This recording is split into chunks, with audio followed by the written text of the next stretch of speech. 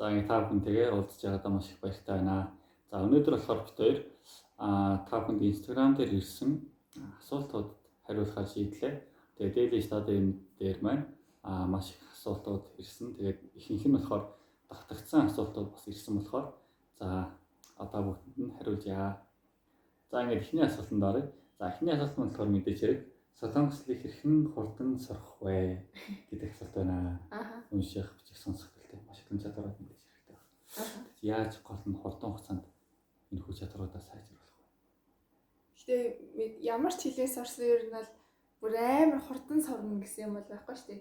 Хэлийг сурахад бол тодорхой хэмжээний хугацаа, хичээл зүтгэл хэрэгтэй. Тэрнийхээ хэрээр одоо өдөрт тэр хэлийг сурахад хэдэн цаг зарцуулж ийнэ үү гэдэг бас их чухал шүү дээ. Гэхдээ яг нь илүү үр дүнтэйгээр хурдан сурья гэх юм бол миний хувьд нөгөө нэг солонгос хэлийг сурж байхдаа солонгос ном дандаа ингээд чанга дуугаар уншдаг байсан байхгүй юу? Одоо манай багш яг тийм байлгууддаг гэсэн. Чанга унших. Тий. Одоо тэр уншиж байгаа юмээс ойлгохгүй ч үйл болно. Миний болохоор яг дөнгөж солонгос үсэг сурч эхлэнгүүтээ тийм нэг солонгос ном ингээд чангаар уншиж ирсэн. Тэгээ тэр нь болохоор ингээд анхандаа амар хэцүү. Бүр ингээд хэл ингээд амар өвдөөл бүр ингээд хүзүүхшөөл ингээд бүр яаж хаа ингээд мэдэхгүй бүр ингээд амар хэцүү гэдэгс хэвгүй. Тэгэл яг нэг сар мар тэгэл яг өдрөө болгоны 30 минут уншсны дараагаар бүр шаал өөрчлөлтөг. Хэл ингээд зүгшрээл тэгэл өөр болдог. Тэгээд тэр болохоор ер нь бол дэлхийд алдартай ер нь гадаад хэл сурах тийм арга юм билээ л дээ. Ойлгохгүй байсан чамаагүй яг тухайн сурж байгаа хэлээрээ ном сонин юу ч хийж болно тий. Тийм имийг чанга дуугаар унших болно. Зүгээр ингээд хараагаараа унших бол үр дүнгүй чангаар унших. Чангаар уншиход болохоор хүний одоо ярианы чадвар, тухайн хэлний дуудлага, тэгээ сонсгол бүгд яг зэрэг сайжирч идэм байнал да. Тэгээ ингээд ном ингээд их уншаад болохоор ойлгохгүйсэн ч гэсэндээ яг тухайн хэлнийхаа нөгөө өгүүлбэрийн бүтцийг ингээд айгуу сайн мэдэж авдаг. Тэгээ дараа нь яг тиймэрхүү ингээд зүйл гарч ирсэн үед яг уншиж исэн юм ингээд толгойд нь байгаа учраас ингээд айгуу сайн ингээд шин дүрмийг хүлээж авч сурдаг ч юм уу тий. Тийм болохоор айгуу үр дүнтэй арга нэгдүгээр. Хоёрдугаар болохоор цээжлэх бас айгуу үр дүнтэйсэн миний бодлохоор. Үг цээжлэх үү? Эсвэл үгүй. Үг биш бүр ингээд өгүүлбэр бүтэн текст дээр. Тийм би хоёр солонгос тий сурж байхыг 4 жилийнхаа хугацаанд би бүр нэг ч удаа шинэ үг цээжилж үзээгүй байхгүй юу? Дандаа ингээд өгүүлбэрээр нь текстээр нь цээжилдэг байсан.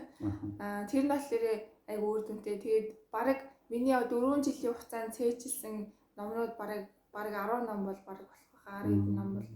Тэгээд текст ингээд цээжилхийн давуу тал нь юу вэ гэхээр нэгдүгээрт үг цээжлэх шаардлагагүй. Хоёрдугаар тухайн үг одоо өгүүлбэрт орохдоо яаж хувирдаг, нэр үг нь ямар одоо өгүүлбэрт яаж ордог гэдэг тэр бүх юмыг ингээ хамт давхар ингээ сураад авчихдаг хгүй цээжлээд. Одоо ганцхан удаа шин нэг үг сурлаа гэж бодоход тэр үгэн дараа нь ингээд яаж ашиглахыг сайн мэдэхгүй тохиолдол их байдаг шүү дээ. Гэхдээ өгүүлбэрээр нь текстээр нь цээжилснээр ерөөсөө тийм асуудал гарахгүй. Тэгээд бас өгүүлбэрийн бүтэц маш сайн цээжлэгддэг. Тэгээд дөрвөн бас давхар цээжлэнэ. Тэгээд цээжлээ тэрийг ингээд чангаар бид нар багтаа уншиж өгдөг гэсэхгүй. Тэгээд тэр нь болохоор бас ярих чадварыг сайжруулдаг. Дараа нь одоо солонгос хүнтэй уулзаад ярьлаа гэхэд бүтэн нэг ном солонгос ном цээжилсэн хүн бол шууд ингээд ярьж чадна. Тэгэхгүй ингээд зөвхөн ингээд үг цээжлээд юусэн амнаасаа солонгос үг чанга гаргаж үзээгүй те. Одоо чангаар ном уншиж үзээгүй. Зөвхөн ингээд хараагаараа уншаад зөвхөн ингээд дотроо ингээд за сэтгэл идэж өгдөглээ маам гэл одоо тиймэрхүү маягаар цээжилсэн хүн бол солонгос хүнтэй уулзах юм бол юм ярьж чадахгүй. Харин амаараа өөрөө гаргаад чангаар уншаад, чангаар цээжлээ чанга уншаад тэгжээж дараа нь солонгос хүнтэй уулзахад ер нь бол айгүй сайн ярьж чадна. Зөв. За тэгвэл сонсголоо ихний сайжруулах уу? Сонсгол болохоор дундаас нэг нэг чихнээгдээд ирэхээр нэг өөрт нь мэдрэгддэг шүү дээ. Нэг дууны үг ч юм уу эсвэл нөгөө хүний яриа болохоор нэг мэддэг үг үгээр нэг барьж авдаг болчихдаг тий. Ийм үг сайн хэлчихлээ. Тэр хугацаа шаарддаг бол юм. Яг хугацаа бол яг тухайн хүнийхээ хичээл зүтгэлээс шалтгаалах. Гэтэ сонсголыг бол ер нь их сонсч ижил ер нь сайжруулна гэж бодож байна. Тий. Одоо шинэ солонгосоор нэвтрүүлэг маш их үзэх хэрэгтэй. Дууг сонсох хэрэгтэй. Янз бүрийн кино үзэх хэрэгтэй. Солонгос найз байдаг бол солонгос хүмүүсийн ярьж байгааг сонсох хэрэгтэй. Тэг яг ингээд юу яснаас бас арай өөр шүү дээ. Зүгээр одоо юу ч сонсохгүй ингээд хэл сурах, сонсонгоо хэл сурах ч юм бас нэг өөр шүү дээ. Тэгээд одоо сонсоод дуу муу ингээл сонсоод кино мэнэ үзэл янгуудыг нэг солонгос өгнүүд нь одоо ингээ ярианууд нь амар ингээ чихэнд хоногдсон байдаг. Тэгэнгүүт дараа нь хичээл дээр одоо жишээ нь миний өмнө нь ингээд амар олон удаа киноноос юм уу дуунаас ингээд сонсоод цээжилсэн байсан тэрүүг яг ингээд хичээлээр гараад ирэнгүүт эн чи ийм утгатай үг байсан биз дээ. Дахиж баг тэр үгийг харах шаардлагагүйгээр шууд тогтоогдчихдаг байхгүй. Тэгэнгүүт одоо дуу муу сонсож одоо худлаа чамаагүй үгийн цээжлэх амар үр дүнтэй. Мэдхүйс ном шүү. Тий. Жишээ нь одоо Big Bang-ы харуу гэж дуудсан шүү дээ. Тэрийг болохоор ингээл би яг нөгөө нэгдээ намаа нэгдээ курс тахтах байхад тэр дуу гарч ирсэн байхгүй юу? Хэдэн жил 10 жилийн өмнө. Тэгээд нэгдээ курс тахад одоо тэр дуу гараад тэгэл яг харуу гэж дуулаад тэгэл энэ харуу гэж юу гэсэн юм болоо гэж бодоод идсэн чинь нэг удаа яг хичээл дээр ингээ харуу гэдэг нэг өдөр гэсэн үг гэл тийм ингээл хичээл орж байгаа байхгүй юу? Харуу нэг өдөр, итэр 2 өдөр, сар 3 өдөр гэл. Яг тийм хичээл оронгот харуу чинь яг нэг өдөр гэсэн юм биш тэгэл тэр үгийг ингээл баг насан туршдаа мартахгүйгээр шууд цээжилчихлээ. Энэ үгс бас саяхан Instagram дээр орсон. Тий, манай Instagram дээр орсон. Тэгэл одоо шинэ Сингакажима гэж дуу муу байж тий. Тэнгүүт ингээл Сингаката гэдэг ингээл үг амар чихэнд ингээл хоногдсон. Тэнгүүт ингээл Сингаката гэдэг нь юу гэсэн юм болоо гэл тэнгүүт хичээл дээр юм уу одоо шинийг газар ингээл хангууд бодох гэсэн үг юм байна гингүүт тэр үгийг бас дахиж хизээж мартахгүй юм цээжлээ. Тий. Тийм сайн үр дүнтэй. Тэгэхээр дуу сонсоод худлаа чамаагүй тэр дууга цээжлээ дагаад дуулаарэ. Одоо Facebook дээр үгүй одоо шинэ нэтээс ингээл ханаас чаасан дууны үг гарч ирж байгаа шүү дээ. YouTube-өөс үтсэн чи дууны үг. Солонгосоор дууны үгийг каса гэдэг тэгэнгүүт дуунд одоо шинэ хамтынхаа нэрийг бичээл дуугаа бичээ дараас нь каса гэж бичингүүт одоо нэр нь гарч дуу нь гарч үг нь гарч ирнэ. Тэгэнгүүт тэрийг одоо уншиж чадчихлаа гэвэл дагаал дуулаад цээжлэх хэрэгтэй тэгвэл чинь маш юм болно шүү. За тэгэхээр та бүхэн эхний асуултынхаа хариултыг маш сайн дэлгэрэнгүй авсан бахаа гэж найдаж байна. Тэгэхээр одоо хоёр дахь асуултанд оръё. За хоёр дахь асуулт маань болохоор топхийн оноотой юу гэсэн байна аа гэж байна. Оноотой. Хэдэн оноотой вэ? Топхийн би болохоор бүр чи дэмлээ 11 он. 11 онд би топхийн 6-ад тэнцэжсэн. Тэгээд тэрнээс хойш чинь яг тэр оноогоороо бүр хугацаанд дууссан байхад хүртэл бүр улаан цайм энэ тэнд ингээд тэр оноогоороо барьж явсаар байгаад тэгээд бүр хугацаанд дуусаад яалтчгүй бүр амар олон жил болсон болохоор сая өнгөрсөн 11 сард топхийн шалгалт өгсөн. Тэгээд бас 6-ад тэнцсэн. За тэгвэл топхийн унших дээр хэдэн оноо авсан бэ?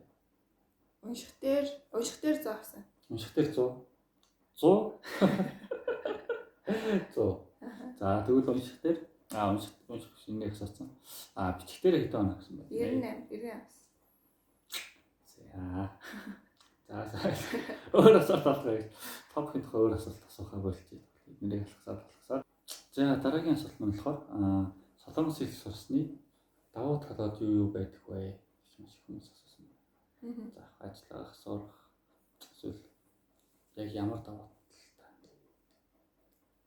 Солонгос хэл сурах чинь бол амар олон давуу талтай. Ер нь солонгос хэлж эхлэхгүй ер нь бол гадаад хэл сурна гэдэг чинь яг нэг одоо миний одоо байгаа ертөнц дээр дахиад нэг ертөнц нэмж байгаатай адил хэмжээний ер нь бол амар том давуу талтай байхгүй. Жишээ нь би одоо ганцхан монгол хэл мэддэг байлаа гэж бодоход миний авч болох мэдээлэл зөвхөн монголоор л хязгаарлагдж байгаа тийм. Одоо Google-с монголоор юм хайхаар ямар мэдээлэл гарч ирдэг вэ? Мэдээлэл хайлтын систем аяга муутай шүү дээ. Тэнгүүт одоо жишээ нь би солонгос хэл мэддэг байлаа гингүүт гэд бүр тэрнээс амар том ингээд мэдээллийн систем дата шууд ингээд надад бэлэн болж байгаа байхгүй юу? Тэнгүүд одоо шинэ ингээл ямар нэгэн одоо мэдээлэл би солонгосоор ингээд хайлаа гэж бодсон шүү дээ. Одоо ямар нэг өвчний талаар хайлаа заяа. За энэ тэнд нэг одоо миний хайртай хүмүүсийн нэг юм өрдөөд өвчний талаар хайнгууд солонгосын одоо нейврээс бүрэн барыг тийм судалгааны материал шиг тийм их тийм мэдээлэл гарч ирдэг. Тэнгүүд одоо шинэ нэг хоол хийх аргын талаар YouTube-ээс хайлаа тий. Тэнгүүд ингээд солонгосоор ингээд хайнгууд ингээд яг бүх тайлбартаа ингээд амар гоё мэдээлэлүүд байна. За тэгээд нэгдүгээр талаар ингээд маш том мэдээллийн тийм ингээд цөм ингээд авах боломжтой. Тэгэнгүүт хоёрдугаар талаараа тэр хэлээрээ солонгос улсад сурах боломжтой. Тий. Одоо солонгосын зөндөө олон тэтгэлгүүд байгаа тий. Засгийн газрын тэтгэлэг байна, сургуулиудын тэтгэлэг байна. Ер нь солонгос гадаад оюутанд маш тийм их боломж олгодог орн шүү дээ. Тэгэнгүүт тиймэрхүү тэтгэлэг аваад солонгос сурч болно. Тэгээ Солонгос чинь ер нь бол очиод сурахад айгүй өрсөлдөөнтэй тийм орон учраас тэнд сурж явах хугацаанд маш олон зүйл мэдэж болно. Тэгээд дээрээс нь Солонгосын хөрөнгө оруулалттай компаниудад ажилд орж болно.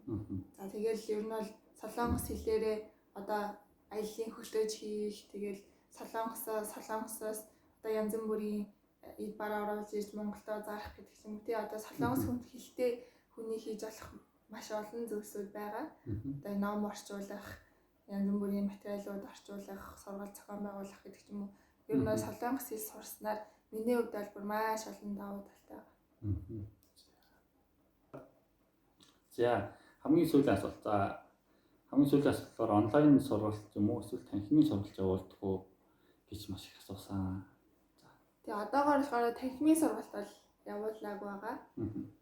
Цаашдаа ер нь бол явуул магадгүй. Гэхдээ одоохондоо бол төлөвлөсөн байхгүй бас корона гэх тээ. Сургалтын төвийн үйл ажиллагаа явах ба. Тийм болохоор онлайн сургалт явуулахаар бэлдэж байгаа. Тун утгагүй бэлэн болно. Тэгээ онлайн сургалт маань болохоор 5 төвшинтэй байгаа. Хангуйго 1-ээс хангуйго 5 хүртэл төвшинтэй. Тэгээд та бүхэн тэрхүү одоо нэг 5 хичээлд одоо ямар агуулга багтсан бэ гэдгийг одоо манай Instagram хаягаас мэдээлэл аваад тэгээ өөрөө айл ангид оруул тохирох вэ гэдгээ бас харж байгаа сонгоод орж болно. За ингээд энэ удаагийн дугаар маань энэ хүрээд өндөрлж байна. Та бүхэн асуусан асуултынхаа хариултыг авсан бахаа гэж найдаж байна. За ингээд дараагийн дугаараараа дахин уулзлаа. Баяртай. Баяртай.